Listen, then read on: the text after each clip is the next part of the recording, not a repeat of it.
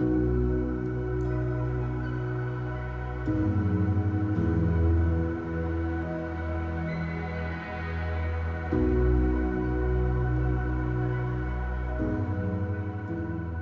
ricordo che 2 anni fa, quando sono uscita dall'ospedale dopo il trapianto, facevo delle mini passeggiate di 10 metri e avevo un fiatone pazzesco, non mi reggevo in piedi, mi fermavo a riposare ogni 2 secondi, il mio compagno mi sosteneva per il braccio, mi sembrava impossibile essere così stanca e così impotente. Mi ricordo che scoppiavo a piangere all'improvviso e gli dicevo che non sarei mai più tornata come prima e cazzo avevo solo 30 anni e invece adesso sono in sella di una bici, sono appena partita per un viaggio di 433 chilometri.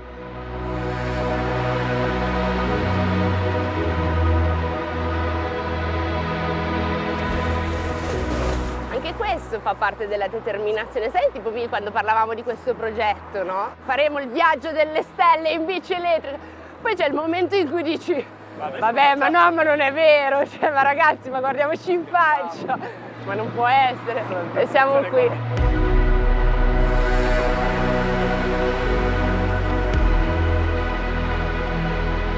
Il Viaggio delle Stelle è un percorso fatto da tanti ragazzi che sono stati male o che tuttora stanno male, con delle malattie complicate, che cercano di andare oltre la malattia.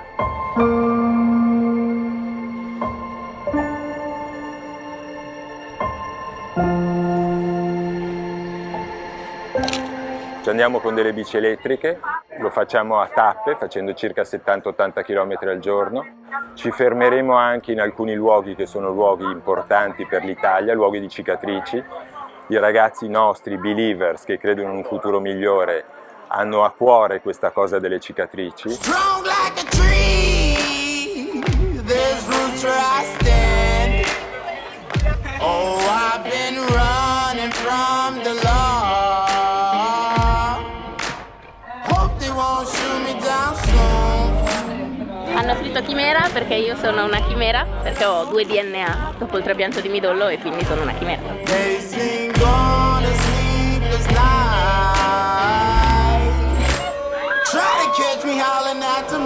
Dobbiamo rispettare le regole. 1, 2, 3.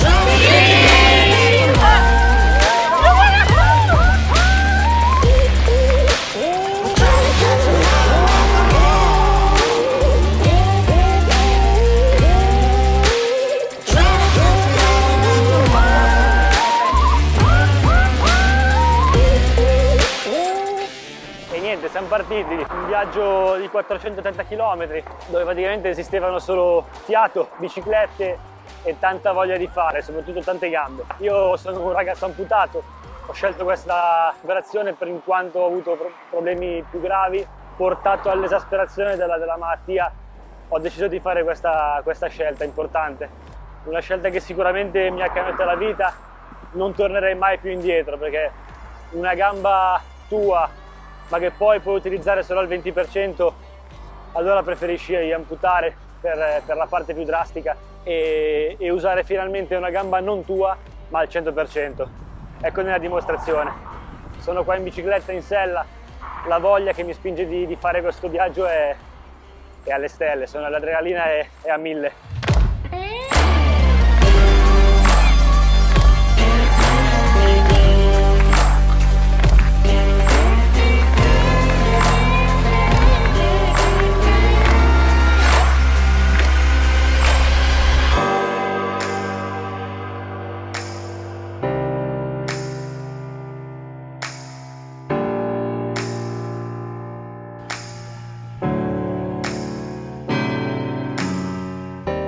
Ero sempre una persona molto attiva nella mia vita, in un certo senso mi trovavo in un periodo a 21 anni in cui sei sul tetto del mondo, nel senso che stai per finire la triennale in università, con la tua squadra stai per vincere il campionato e sta andando tutto bene.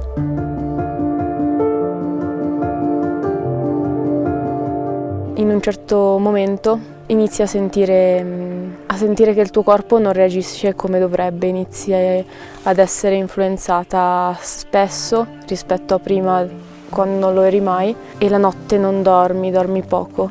Io durante tutto il mio percorso non ho voluto lasciare i miei studi, non ho voluto fermarli. Durante le chemio mi portavo i quaderni per studiare o gli appunti per recuperare le lezioni perse. Il viaggio delle stelle è stato qualcosa di assurdo già dall'inizio. Io ero un po' titubante, a un certo punto però ho deciso che valeva la pena di buttarsi e quindi mi sono buttata, mi sono messa un po' in gioco contro ogni mia aspettativa, perché una bici non la prendevo da una vita, e anche perché le strade un po' mi facevano paura in bici. È stata una sfida dover chiedere il cambio a volte, perché tu vorresti fare tutto ma il tuo corpo ti ricorda che comunque devi andarci piano, devi dargli il giusto tempo per riposarsi, per riprendersi e continuare. Il gruppo è stato sempre unito in tutte le scelte, in tutti i momenti che ha dovuto affrontare, sia di pioggia e di tempesta, e quindi ogni pedalata era qualcosa di meraviglioso, dove poter rimanere un po' soli con se stessi, ma sapendo anche di avere delle persone accanto che pedalavano con te. Quello che ti spingeva non era la tua voglia di arrivare, ma il sapere che qualcuno magari non poteva partecipare a questo viaggio anche se avrebbe voluto, e quindi dovevi un po' portarlo su in cima con te.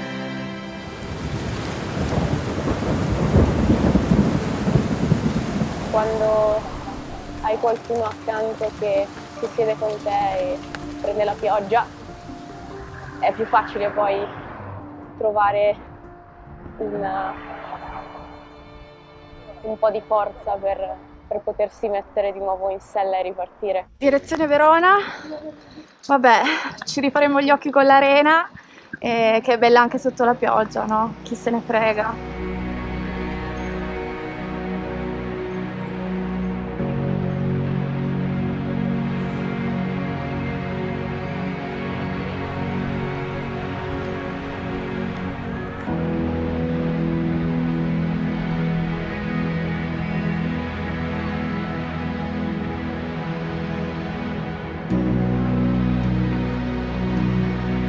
Siamo arrivati a Verona, la città dell'amore. Che sono le persone che dopo una pedalata di 30 km ti accolgono sorridendo.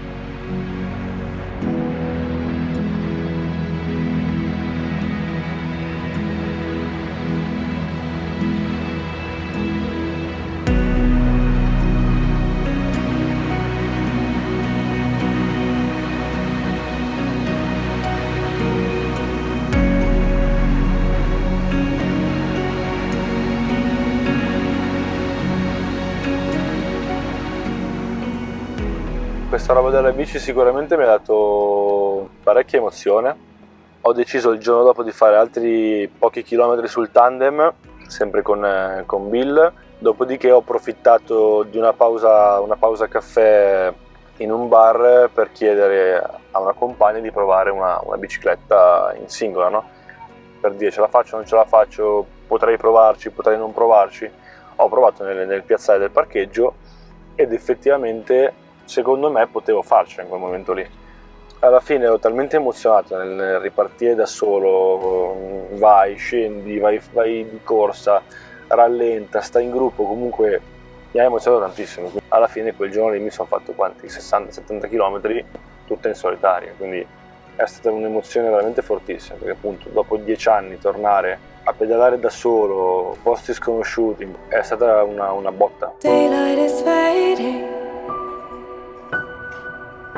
Your journey is ending. They tell me you'll never come again.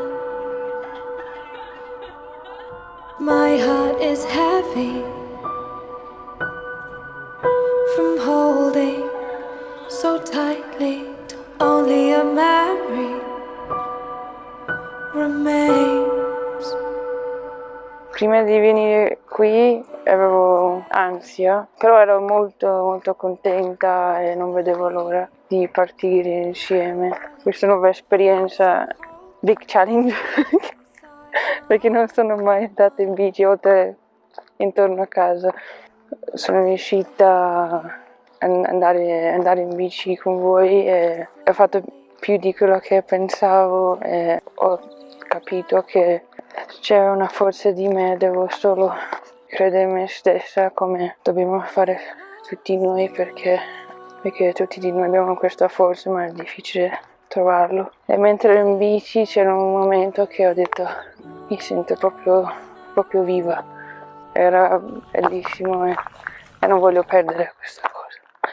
Vorrei che se c'è qualcuno che sta soffrendo per una malattia o per una cosa che non si vede, di non perdere mai la speranza e don't give up. Cold winds blow in perfect time to bring you back to me.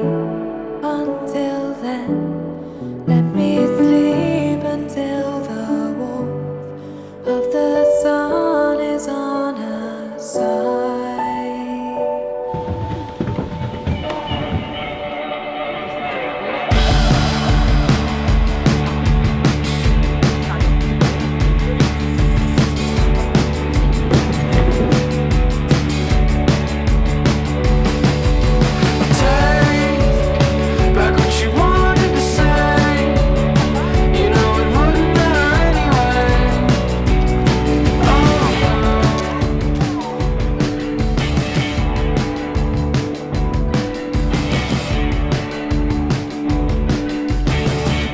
Non riuscivo più a alzarmi, cioè appena mi rialzavo così dal letto mi sedevo, svenivo. A un certo punto però mi sono sentita spegnersi tutto, mi sono sentita allontanarsi. Qui è il momento che sto morendo. Quando ho chiesto cosa ho avuto hanno detto che è un grave problema al cuore e al mio marito hanno detto che non c'era più niente da fare e praticamente il mio cuore era solo a 8%, praticamente non batteva più. Quando mi hanno risvegliato, quando ho cominciato ad andare meglio, mi hanno risvegliato e ho detto io da questo posto devo uscirne fuori, io non posso perdere la mia vita qua. Mi sono detta no, adesso sei in una salita ripidissima come in una gara e devo ringraziare lo sport per questa forza, perché tutti gli allenamenti che ho fatto probabilmente mi hanno rafforzato anche la mia mente, non solo il corpo, perché anche quello ha fatto il suo dovere. Sei talmente debole e se la testa si lascia andare, il fisico risponde, non ce la fai. Io a tutti i costi devo dimostrare che la speranza è un grande motore che spinge avanti la vita e ce l'ho fatta. Grazie. No, un essere umano non puoi togliere due cose, dignità e la speranza.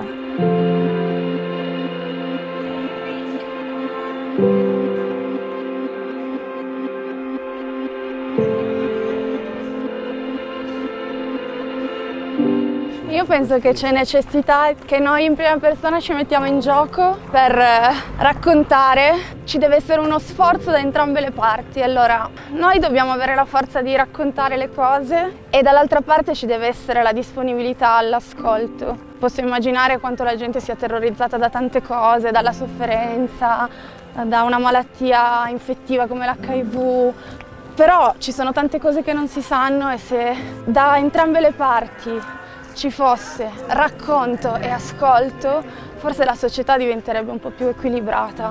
E lo capisco, cioè io mi sento fortunata a poter parlare della mia malattia perché un tumore genera empatia, no? Negli altri, mentre invece una malattia tipo l'HIV genera distacco. Secondo me questa è la direzione, io ci credo tantissimo nella responsabilità di entrambe le parti.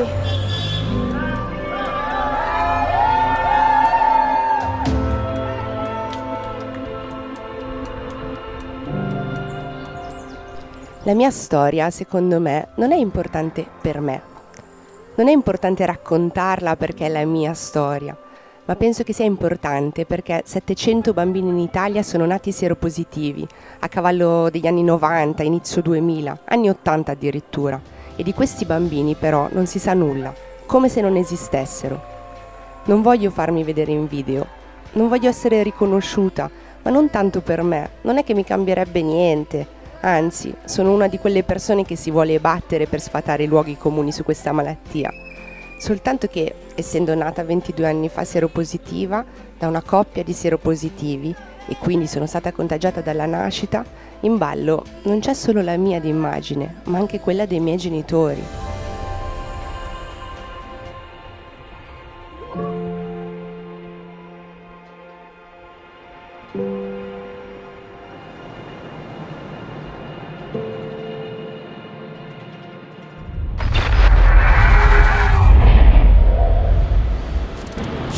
Ho visto una cicatrice che non è ancora rimarginata.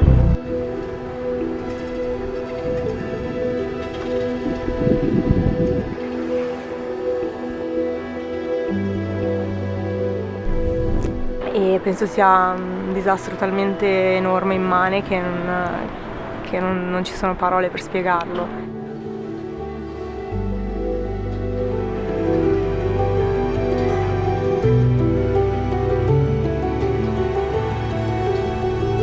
Ricucita sì, ma come quando la cicatrice ha ancora delle parti che rimangono un po' scoperte, no? Infiammate, come una cicatrice ancora rossa.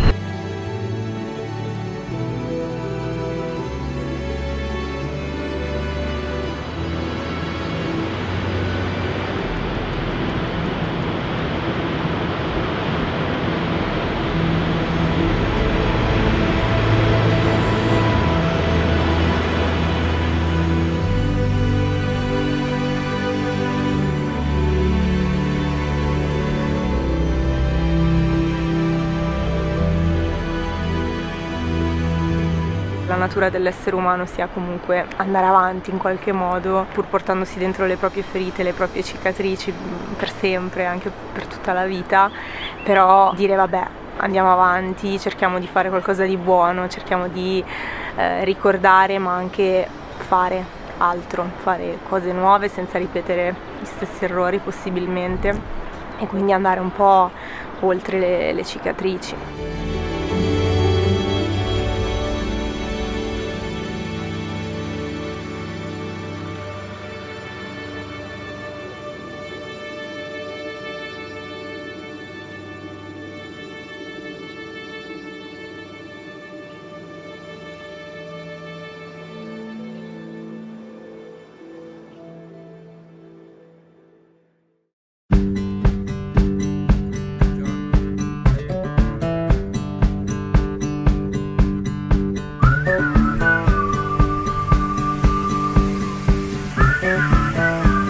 Have you heard about summer snow? When it falls on you, your blood runs cold. Io sono cambiata veramente tantissimo, adesso non sono più la Stefania di 5 anni fa. Prima ero molto più fragile, più insicura, avevo paura di tutto. Comunque la malattia mi ha anche un po' insegnato ad affrontare le cose, perché a volte nella vita si tende a scappare, no? Quando uno ha un po' un carattere un po' pauroso così, tende a scappare dalle cose. Poi ti trovi delle cose da cui non puoi scappare, cioè le devi affrontare e basta, non hai alternative. E quindi a volte le forzature forgiano il carattere, e adesso io sono diversa. Io ho avuto un linfoma di Hodgkin, che è un tumore del sangue, ed è uno dei linfomi più conosciuti, più studiati e più guaribili. Il 90% delle persone che si ammala di questo tipo di tumore con una prima linea di chemioterapia guarisce. C'è un piccolo 10% dove sono sprofondata io, che invece è chemioresistente, quindi continua a recidivare, che vuol dire che la malattia continua a tornare nonostante le chemie, nonostante i farmaci, e quindi è molto complesso estirparla dal corpo. Quando mi è successa questa cosa della malattia potevo mollare, ma se avessi mollato forse oggi non sarei qua a raccontartelo. Andiamo! E noi arriveremo oggi proprio alla conchiglia, e prima della conchiglia troveremo la Casa delle Regole, ed è una gestione consortile da parte delle famiglie cosiddette regoliere. Mi sono ricordata ancora di quella signora che diceva che non sembravamo malati perché eravamo là, ridevamo così, quindi ci stavo pensando.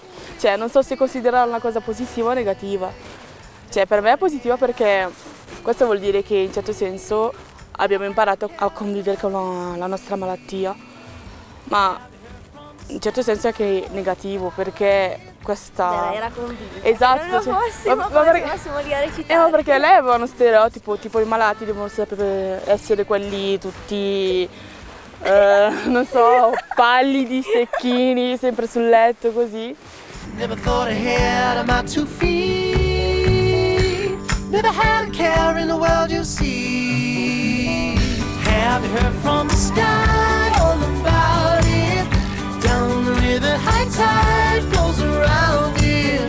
Through the whispers of pines, I hear them sing. The more you love, the more you live.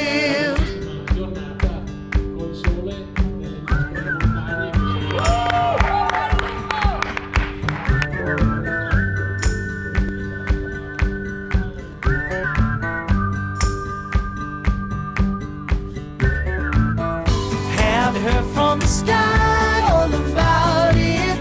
Down the river, high tide flows around it. Through the whispers of pines, I hear them sing. The more you love, the more you live. Have you heard from the sky all about it? Down the river, high tide flows around it. Through the whispers of pines, I hear them sing. The more you love, the more you live.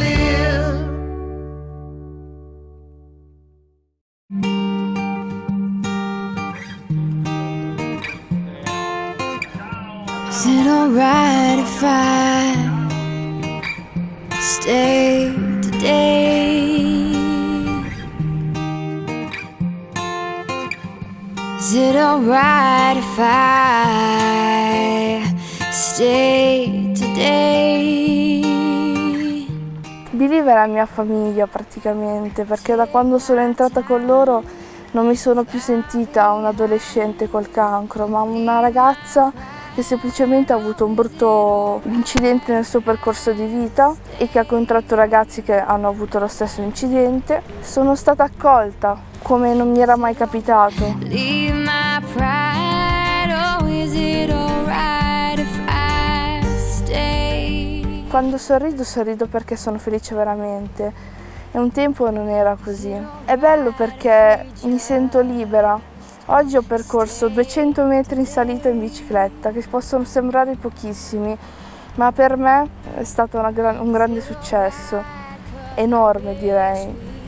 Mi sentivo potente, mi sentivo come se potessi toccare veramente le montagne. Mi sento quasi nuova. Is it alright if I waste my time and I lead myself to a mistake when I roll on by? Io fotografavo già, tutti mi dicevano ma perché non racconti quello che ti sta succedendo attraverso le fotografie, ma per me che lavoravo sul mio corpo era impossibile fotografarmi, avevo un blocco pazzesco.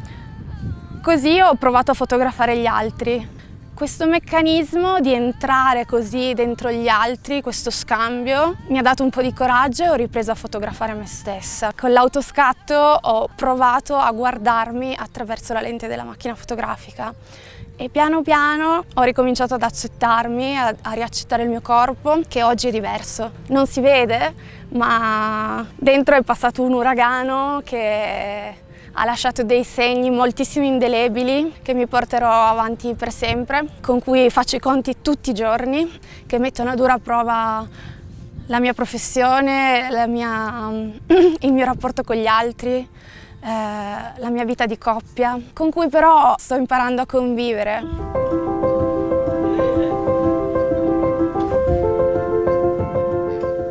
Io ho sofferto e soffro di disturbi del comportamento alimentare e anche il fatto di pensare sempre di essere un peso per gli altri. È emblematica la parola peso. Cerchi di essere silenziosa e dare la leggerezza e il minimo fastidio a tutti, a volte anche proprio venendo meno a ciò che sono i bisogni di una persona normale.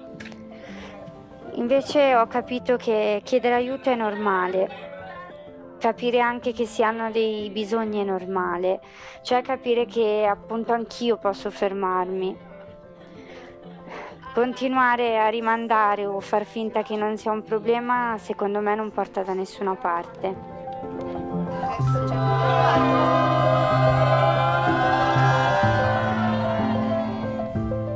Appena ritorno in carreggiata una bella ballata me la faccio per davvero. Quando nel 2015, quando avevo 14 anni, mi hanno diagnosticato il cancro, sono finita in un buio, è come camminare senza avere una luce.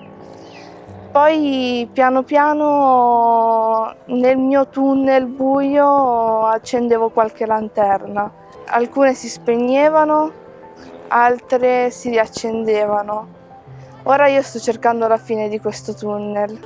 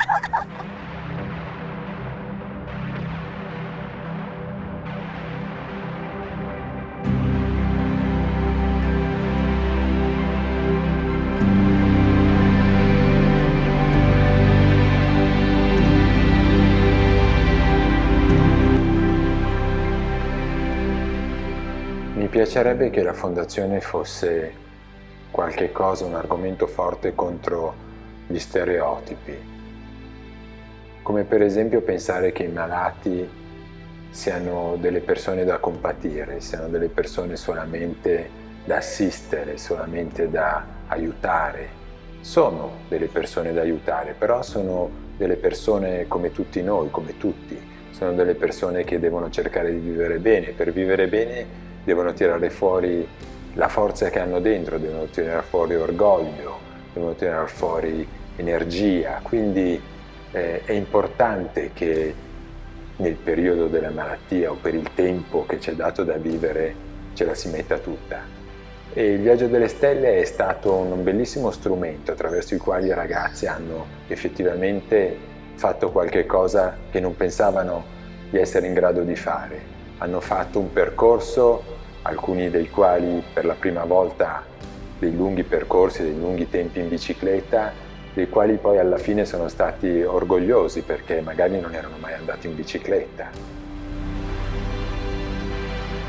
Vorrei che la Fondazione lottasse contro gli stereotipi e che fosse un esempio perché le persone comincino a ragionare per pensare a un bene comune.